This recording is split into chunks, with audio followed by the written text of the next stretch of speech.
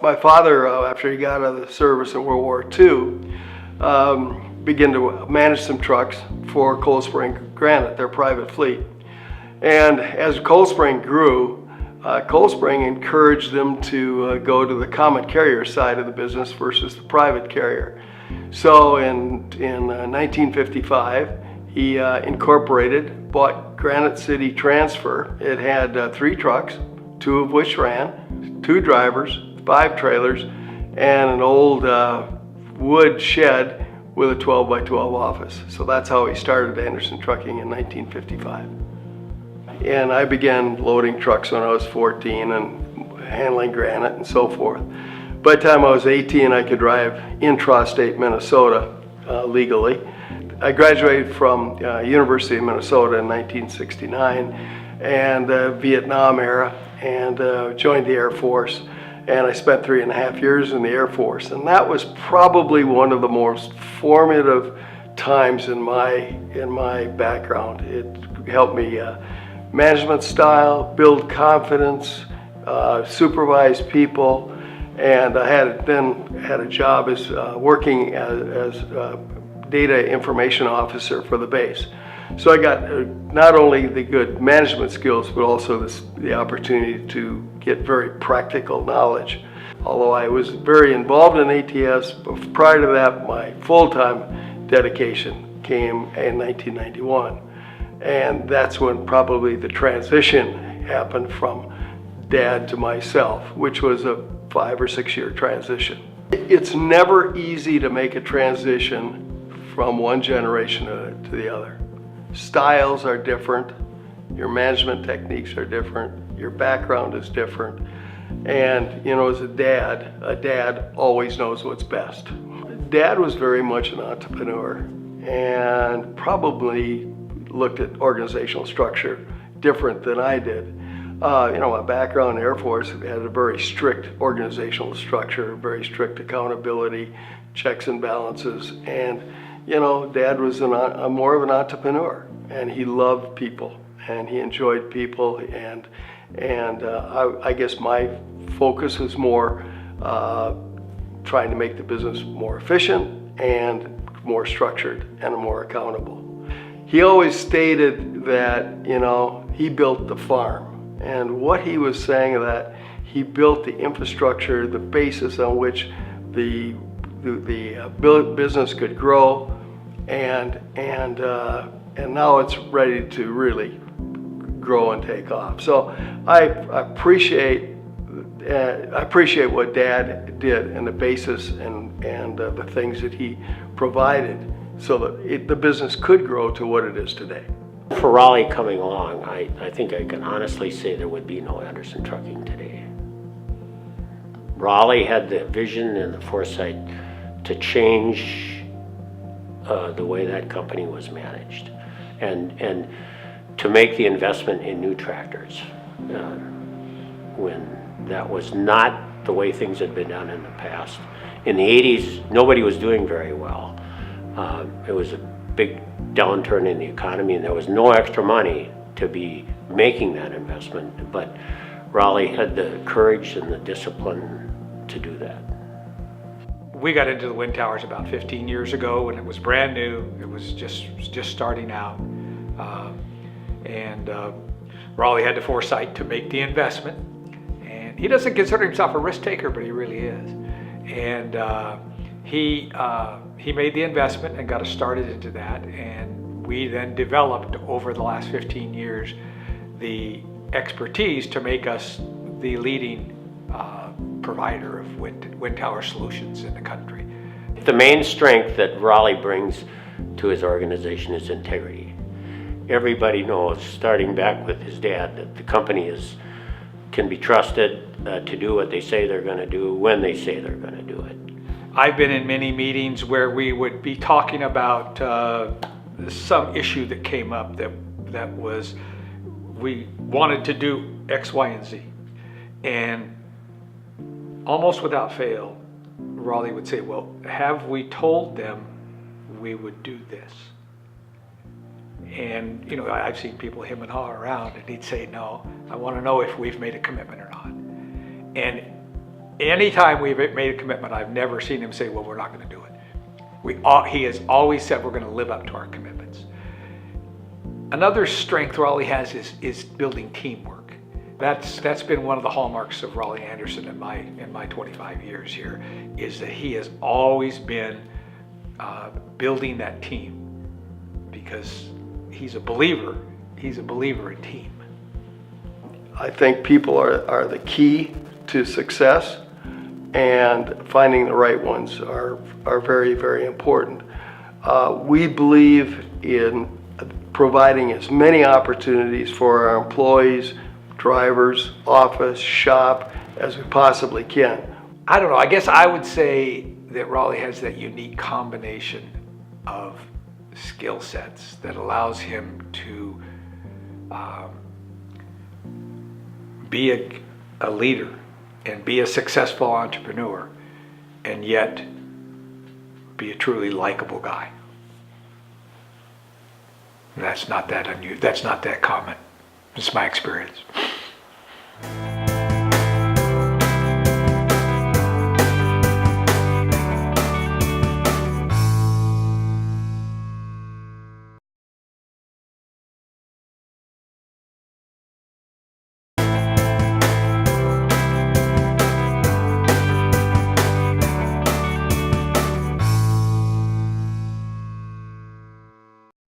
The company name Pleasureland has definitely caused some issues once in a while as to people misunderstanding who we are when they've called a few times.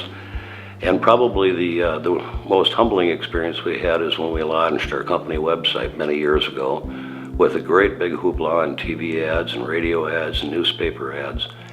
And by mistake, the RV got left off the end of it, and unfortunately, Pleasureland.com was a porn site.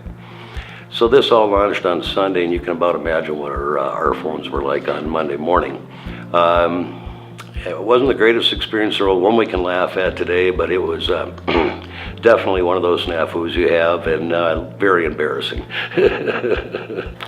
Well, my start was like most family businesses. I went up and started working with my dad as a young kid, usually on Saturdays.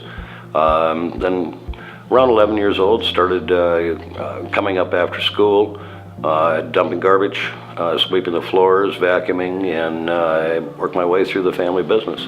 Well, I think the greatest challenge for most of us in business was the onset of the financial crisis in '08, and 9 and 10 were extraordinarily difficult years. I don't know any business person that did not struggle in those years, and we were no different.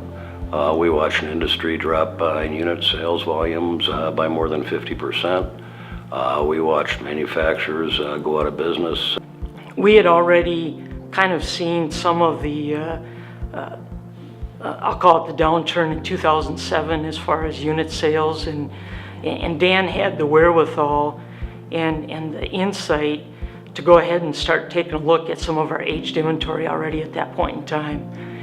And we started to, after a discussion with the banks, be more aggressive on our pricing with those aged units, where a lot of the dealers nationwide that did not take that preemptive strike went out of business because they held on to their aged inventory and it kept losing value. Another reason why that was so tough was, it was a time frame when we had to do some layoffs with our employees, which I know is just crushing to Dan. In working with Dan for 30 plus years, his biggest challenge was when he lost his son, Justin, due to prescriptive drug overdose on December 25th, 2006. That was an unbelievable challenge for Dan. It was devastating for him to grab the courage to do what he had to do on a daily basis. He had a mid-sized company that he had to take care of, and he had to show strength.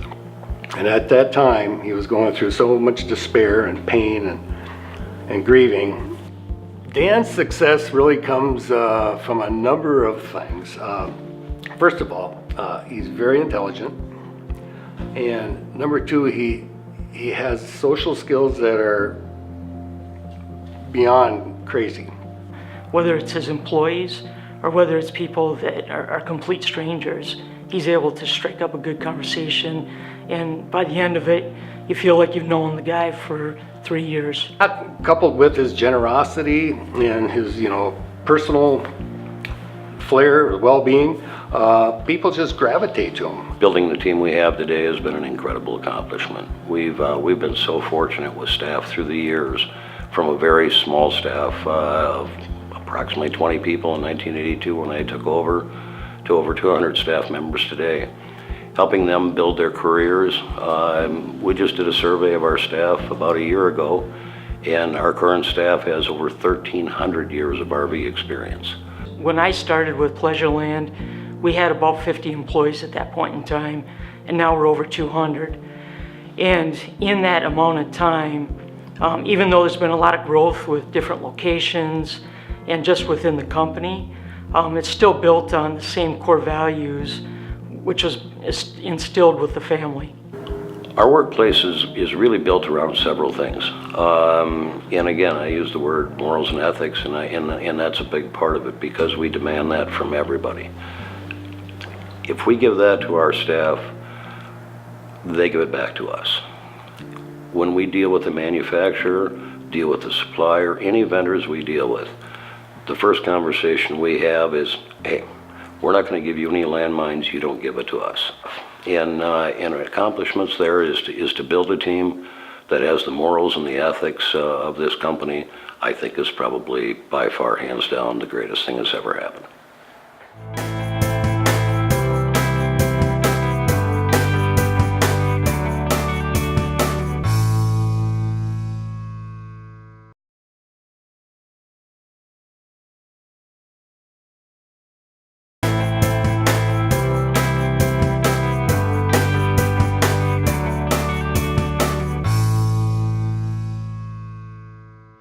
I don't know that it was something that was always in the back of my head that I really wanted to go and own a business. Just coming out of college, my thoughts were to find a job, really is what my thoughts were at that point. But one thing I did know is when opportunities come up, you just don't want to pass them by. I wanted to take a chance at that and see what I could do with it, and was one of the best opportunities ever laid before me, and one of the best decisions I've ever made is to take advantage of that opportunity that was before me.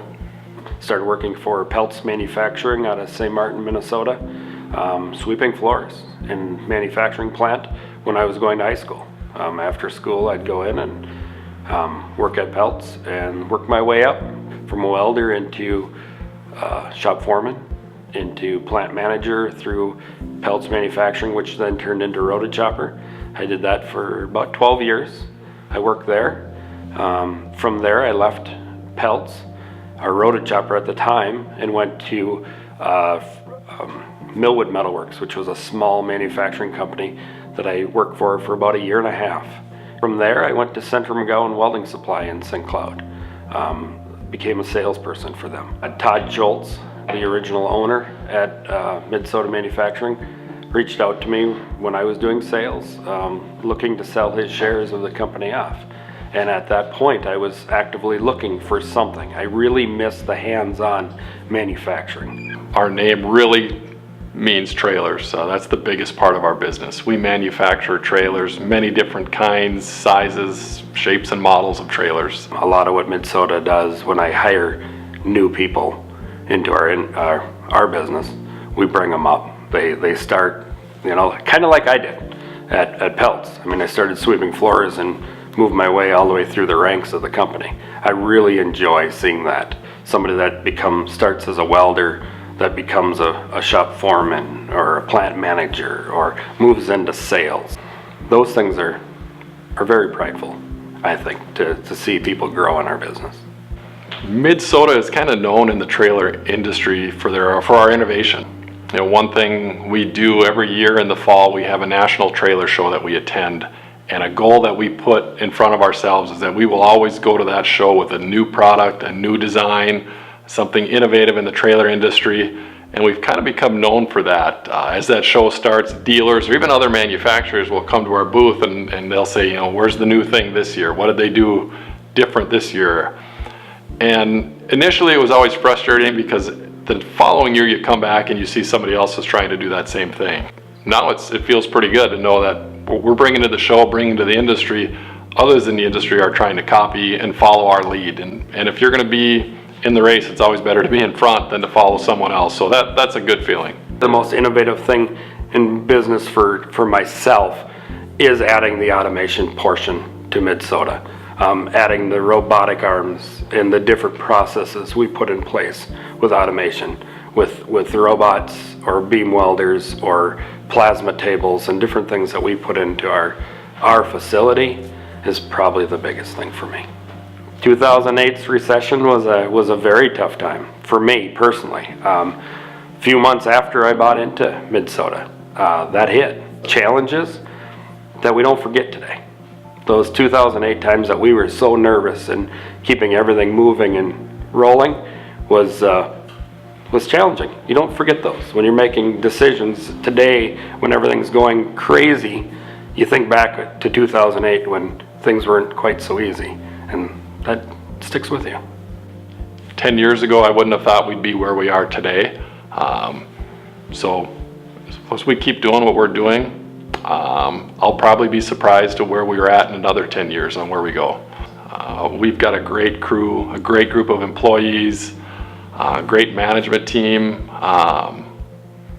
The sky's the limit. We can take it as far as we want to go with it, as long as we all keep the passion we have, keep our goals in front of us.